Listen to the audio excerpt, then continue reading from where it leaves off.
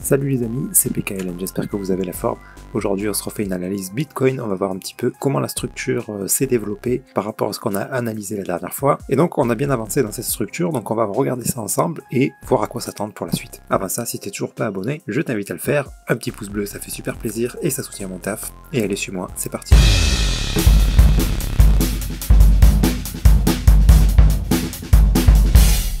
On avait dit la dernière fois que cette impulsion, voilà, avait sans doute commencé une correction un peu plus grande. Donc on attendait, on était dans ce mouvement je crois, je sais plus, la fin du A, un B et un C. Le B, comment il va être, on n'en sait rien. Mais voilà, a priori on est déjà bien avancé dans cette structure. Après, est-ce que c'était pour donner un running, donc venir casser le top avant de corriger ou pas? Ça on savait pas, mais on avait dit que voilà, à peu près au milieu là, qu'il faudrait commencer à surveiller les setups de vente. Au cas où on fasse un régular, ce qui a priori on semble être en train de faire là. Si on voit quelque chose comme ça, là il y aura sans doute des belles opportunités, enfin en tout cas, parce qu'après il peut continuer à descendre, on n'en sait rien ce qu'il va faire, mais par contre à partir d'ici, quand on aura obtenu un C d'à peu près l'amplitude de ce A, là s'il y a des setups d'achat, ça vaudra vraiment le coup de les tenter. Après voilà, on peut le faire dans toutes les unités de temps, rien ne nous empêche de prendre d'autres setups à l'intérieur de la structure sur des plus petites structures, bien sûr. Moi je me suis amusé ici, j'ai pris pas mal de setups d'achat. J'avais pris celui-là là d'ailleurs. Là dedans j'en ai pris un, mais je suis sorti en break-even. Bref, voilà, il n'y avait pas grand chose à faire dans cette période là. Quand on a une grande correction qui attaque comme ça, je veux dire, à part attendre, il n'y a pas grand chose à faire. On peut s'amuser voilà, sur des petites unités de temps, mais c'est pas là qu'on fait des gros profits. Donc pour l'instant, j'ai envie de dire, c'est top, tout se passe exactement comme prévu, donc il n'y a pas de surprise, il n'y a pas de raison d'avoir fait des erreurs du coup. J'espère que de votre côté, vous avez su profiter éventuellement de cette petite hausse là, et d'avoir eu la patience d'attendre en fait surtout que cette structure se développe. Donc là maintenant, on en est où? Ici, donc là je suis sur une unité de temps 4 heures hein, pour ce début de structure. Ça peut durer encore un bon moment là le C. Hein.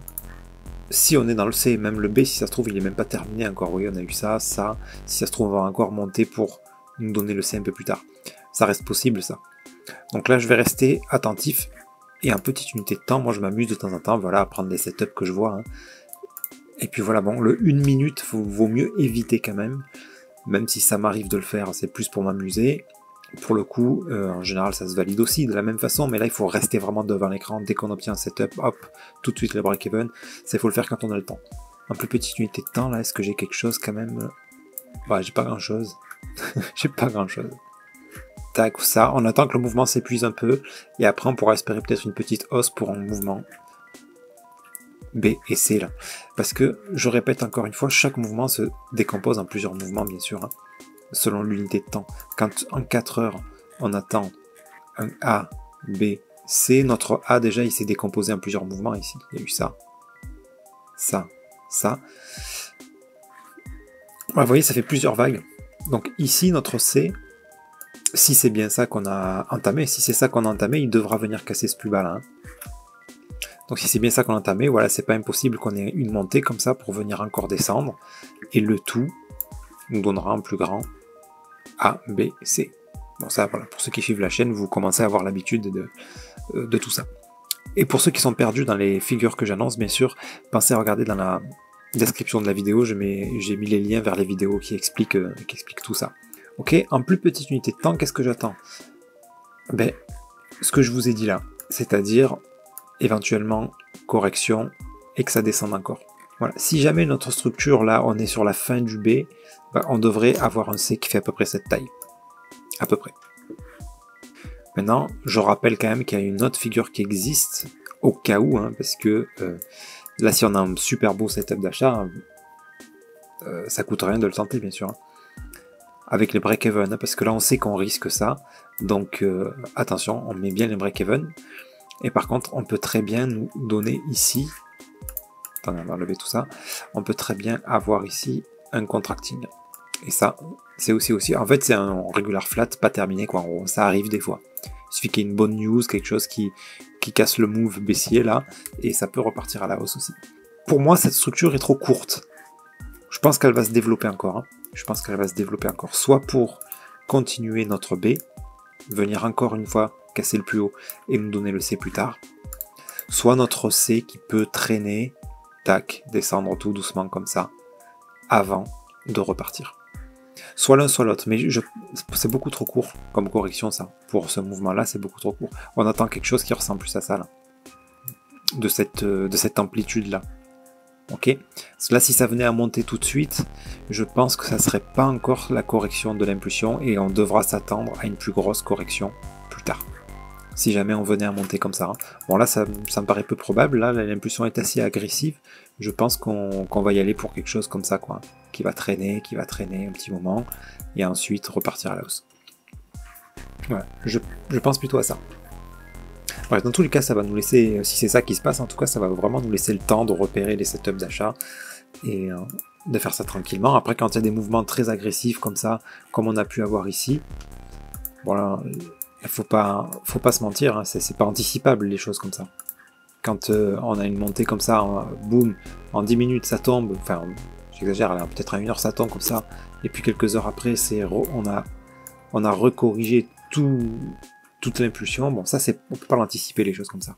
Ok, donc là quand on voit des trucs comme ça, ben on fait rien, hein, il vaut mieux attendre. Hein. Quand ça commence à se stabiliser, là on peut commencer à guetter les setups. Donc encore une fois, moi je vais attendre que ce mouvement de baisse ralentisse, une impulsion correction, là je tenterai. Ok, voilà pour ce qui est mon plan perso. Voilà. Et je prendrai une position, un risque on va dire, en fonction de la structure. C'est-à-dire que si la structure met du temps à se développer, comme je vous disais, que ça fait ça, que ça va très doucement et tout, là je prendrai une position un peu plus importante que si jamais on venait tout de suite casser le bas, là, que ça vienne très vite, et que très vite on ait un mouvement haussier. Là je prendrai une position beaucoup moins importante parce que c'est plus risqué. Quand c'est rapide comme ça, là c'est une correction pas terminée. Souvent, hop, il peut y avoir des profits à faire sur une impulsion, sur un malentendu, on va dire. Mais après, on se retrouve avec une grosse correction derrière. Bref, c'est assez compliqué de faire vraiment des trades propres, on va dire, dans ces configurations-là. Donc voilà. Voilà pour ce qui est des conditions que moi je vais attendre pour placer un beau petit trade là. Ok les amis. Donc c'est tout pour aujourd'hui. De toute façon, depuis ce qu'on a annoncé la dernière fois, il n'y a rien qu'à évoluer, hein, si se passe exactement ce qu'on pensait. Donc il n'y a plus qu'à attendre que cette structure se termine.